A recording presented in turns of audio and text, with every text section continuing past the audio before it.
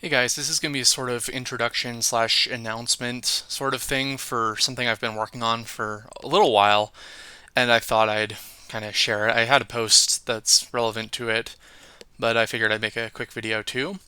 So what I'm trying to do is essentially like the reason I have all these models that I've been working on recently is I'm trying to make a sort of tabletop game based around just historical battles. I'm starting with El Alamein just because it's pretty iconic and there's a decent diversity of vehicles to choose from.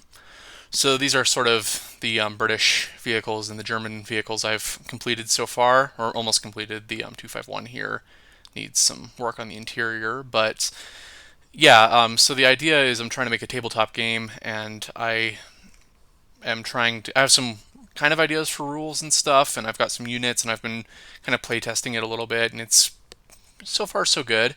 But my idea is that I want to make it a sort of community driven thing. So I have a Discord that I'm going to link in the description where I'm trying to kind of gain as much feedback as possible about how the rules should play out, that kind of thing, what I should add.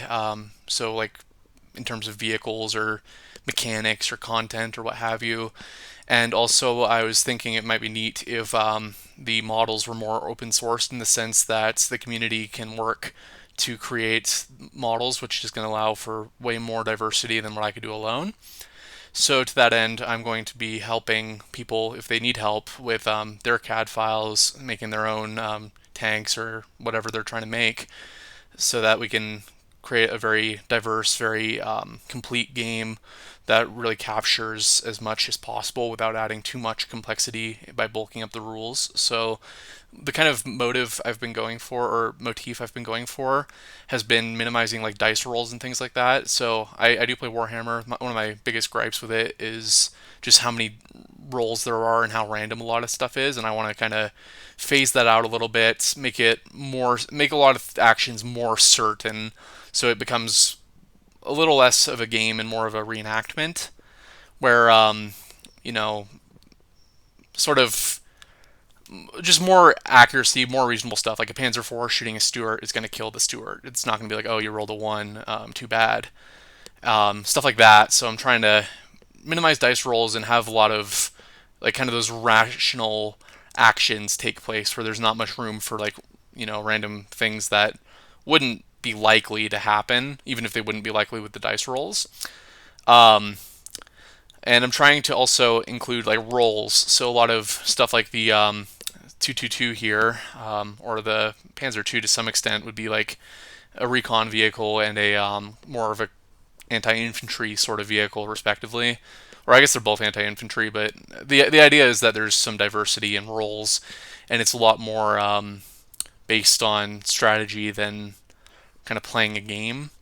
To which end, I have some ideas for how to do kind of two scales of battle. So you have a sort of macro scale where you're controlling detachments and deciding where they go, and then as encounters occur, the detachments that are in the relevant encounter zone get dropped into like the engagement mode or whatever it ends up being called, where you play with the actual miniatures with a different rule set to kind of enact that confrontation.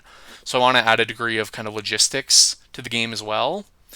So yeah, as I mentioned, there's a Discord. I'm going to be posting kind of updates on what I'm doing there and stepping back, not stepping back from YouTube, but I'm not going to be spamming posts about all my work.